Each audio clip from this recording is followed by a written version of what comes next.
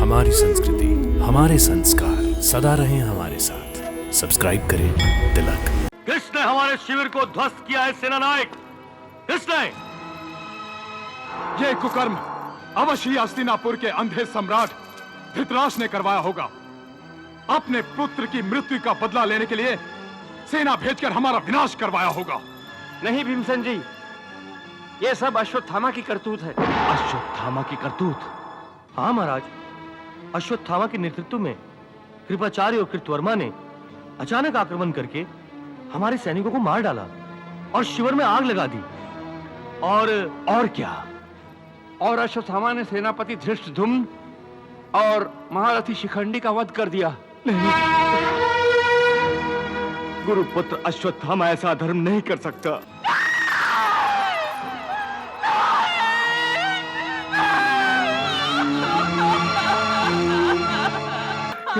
केशव, हम जीत कर भी हार गए। हमारा सब कुछ लूट गया। द्यूत सभा में शकुनी मामा ने हमें धोखा दिया था और आज अश्वत्थामा ने हमें धोखा दिया।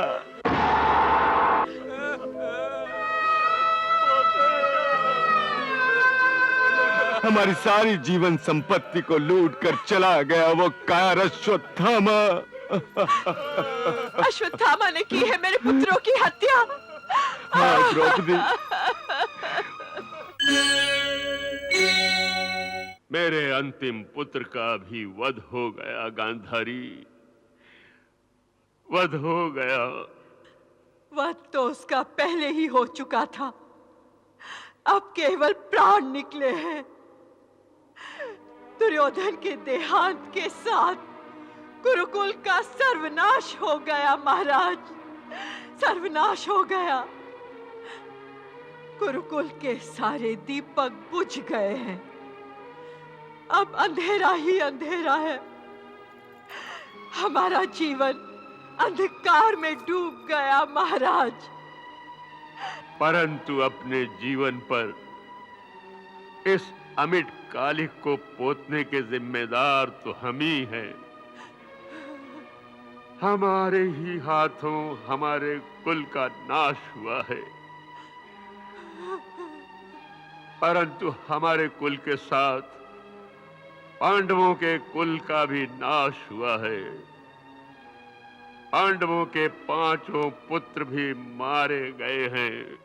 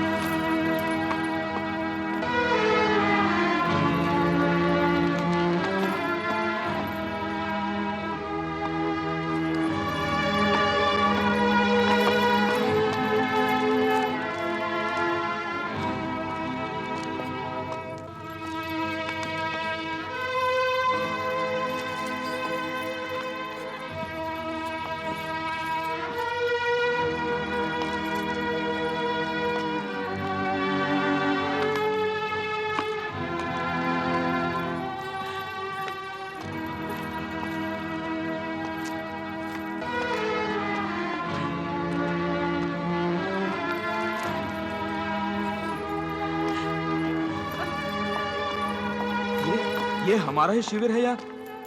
किसने हमारे शिविर को ध्वस्त किया है सेनानायक? किसने? सेनानायक, किस उद्दंड ने हमारे शिविर की यह दशा की है? बोलो सेनानायक, बोलो। किस अधर्मी ने रात के अंधेरे में घात लगाकर हमारे शिविरों पर आक्रमण करने का अधर्म किया है? यह कुकर्म अवश्य ही हस्तिनापुर के अंधे सम्राट धृतराष्ट्र ने करवाया होगा। अपने पुत्र की मृत्यु का बदला लेने के लिए सेना भेजकर हमारा विनाश करवाया होगा। नहीं भीमसेन जी, ये सब अश्वत्थामा की करतूत है। अश्वत्थामा की करतूत? हाँ महाराज, अश्वत्थामा के नेतृत्व में कृपाचार्य और कृतवर्मा ने अचानक आक्रमण करके हमारे सैनिकों को मार डाला और शिविर में आग लगा दी। और क्या?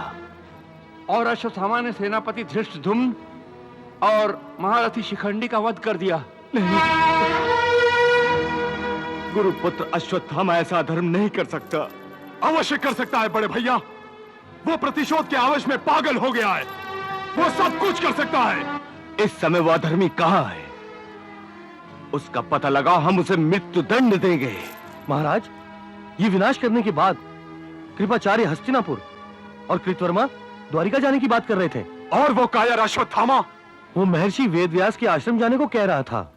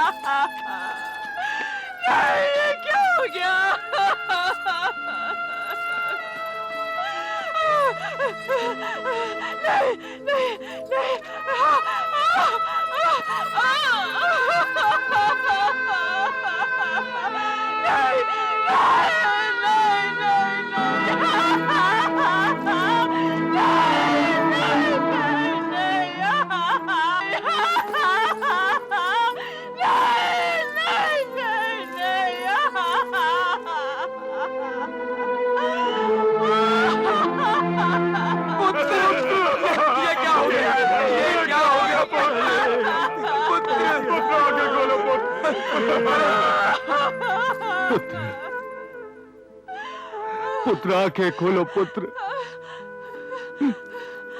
पुत्र, आंखें खोलो। आंखें खोलो पुत्र, आंखें खोलो। अनर्थ न करो पुत्र, नेत्र खोलो पुत्र। उठो पुत्र, उठो।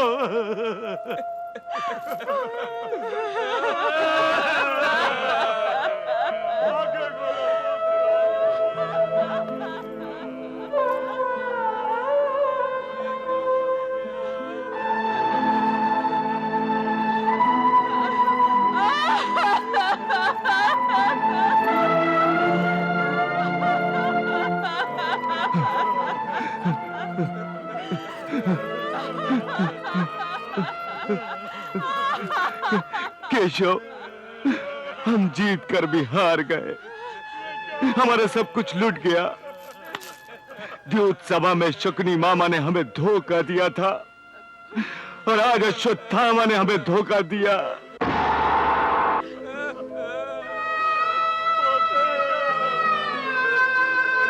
हमारी सारी जीवन संपत्ति को लूट कर चला गया वो कायर अश्वत्थामा। अश्वत्थामा ने की है मेरे पुत्रों की हत्या। हाँ द्रौपदी, उस कायरने ने सोते में ही मार दिया। देखो, देखो कंबल तक नहीं हटे इनके शरीर से। मेरे पांचों वीरों को कीड़े मकोड़ों की भांति मसल कर चला गया वो। युद्ध भूमि में मृत्यु भी जिनसे दूर भागती थी, उन्हें अनजाने में मार डाला उस कायर ने। हाँ याज्ञसेनी, हाँ। और फिर भी वो कायर जीवित है। ये जानते हुए भी कि ये अधर्म अश्वत्थामा ने किया है, उसने हमारे पुत्रों की निर्मम हत्या की है, फिर भी हम पांचों के पांचों पाषाण की मूर्त बने खड़े हैं।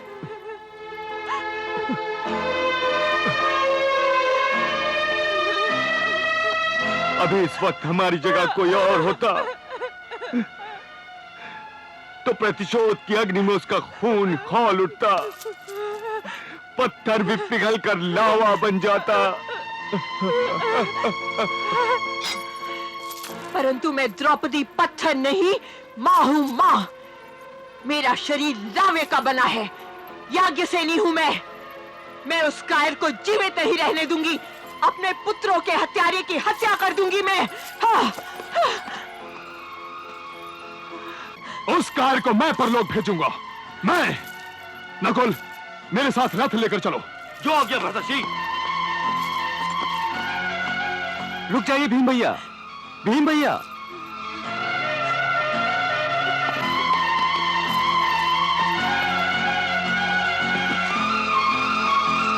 नकुल, वेद व्यास के आश्रम ले चलो। जी। हम उसे जीवित रहने नहीं देंगे। तो जाओ, वो कायर जहां कहीं भी छुपा है उसे ढूंढ निकालो। जाओ जाओ, उस दुष्ट के सिर के इतने टुकड़े कर दो, इतने टुकड़े कर दो कि विधाता भी उन्हें जोड़ ना सके। यही मेरे पुत्रों की हत्या का बदला होगा और यही मेरे प्रतिशोध की चरम सीमा होगी। ऐसा ही होगा पांचाली, ऐसा ही होगा। सहदेव, तुम द्रौपदी का ध्यान रखना। चलो अर्जुन। बड़े भैया, रुको पार्थ। द्रौपदी, तुमने पांडवों के मन में फिर से प्रतिशोध की आग भड़काकर अच्छा नहीं किया। ये तुम क्या कह रहे हो केशव? क्या इस अनर्थ के बाद भी मेरा चुप रहना उचित था? परंतु अब इससे भी बड़ा अनर्थ हो सकता है। अभी इस समय इस शिविर में 5 लाशें बिखरी पड़ी हुई हैं, परंतु यदि अश्वत्थामा और पांडव टकराए तो इस सारे संसार में लाशें ही लाशें बिखरी पड़ी होंगी। परंतु केशव, द्रौपदी, अपने आप को वश में करो। सहदेव, द्रौपदी को बड़े भैया के शिविर में लेकर जाओ। जाओ लेकर। मुझे पांडवों को रोकने के लिए तुरंत जाना होगा। चलो सारथी, भगवान वेद व्यास के आश्रम में ले चलो। जो आज्ञा। रुक जाओ सारथी। वासुदेव, बड़े भैया, आप सब भी भीम भैया की भांति बुद्धि की बजाय क्रोध से काम लेने चले। जिनके पुत्रों का संहार अधर्म से हुआ हो, उनकी बुद्धि ठिकाने कैसे रह सकती है द्वारिकाधीश? यदि आप सब अनजाने पक्षियों की भांति शिकारी के जाल में फंसना चाहते हैं तो जाइए। यदि आप सब अपने पुत्रों के हत्यारे को एक और विजय का अवसर देना चाहते हैं तो जाइए। ये तुम क्या कह रहे हो वासुदेव? मैं आप सबको समझाने की कोशिश कर रहा हूं कि आप जिससे टकराने जा रहे हैं वो अश्वत्थामा इस समय क्रोध की अग्नि में अंधा हो रहा है। उसकी बुद्धि भ्रष्ट हो चुकी है। परंतु जिस मनुष्य की बुद्धि भ्रष्ट हो जाती है और जो सोते हुए योद्धाओं को केवल अपने प्रतिशोध के कारण मार डालता है, उसे स्वयं जीने का कोई अधिकार नहीं। इसीलिए हम उसे दंड देने जा रहे हैं। परंतु दंड देने वाले को अधिक शक्तिशाली होना चाहिए, अन्यथा वो भी अपराधी की उन्मत्त शक्ति का शिकार हो जाता है। शायद आप सब नहीं जानते, अश्वत्थामा के पास ब्रह्मशिर अस्त्र है। ब्रह्मशिर अस्त्र? ब्रह्मशिर अस्त्र? हाँ। परंतु अश्वत्थामा को यह महाअस्त्र कैसे प्राप्त हुआ? यह महाअस्त्र तो गुरु द्रोणाचार्य ने केवल मुझे प्रदान किया था। नहीं, जब यह महाअस्त्र गुरु द्रोण ने अर्जुन को प्रसन्न होकर प्रदान किया था, तभी अश्वत्थामा ने अपने पिता से हट करके इस महाअस्त्र को प्राप्त करने की हट की थी। अपने पुत्र की हट से विवश होकर गुरु द्रोण ने अश्वत्थामा को यह ब्रह्मशिर अस्त्र प्रदान किया था। जब उन्होंने यह ब्रह्मशिर अस्त्र अश्वत्थामा को प्रदान किया था, तभी उन्होंने उसे बड़ा जोर देकर कहा था, पुत्र अश्वत्थामा, यह एक महाभयंकर अस्त्र है, जिसे अस्त्र विद्या में ब्रह्मशिर अस्त्र कहते हैं। इस अस्त्र का प्रभाव इतना भयंकर है कि इसके एक बार प्रयोग करने से ही समस्त ब्रह्मांड जलकर राख हो जाएगा।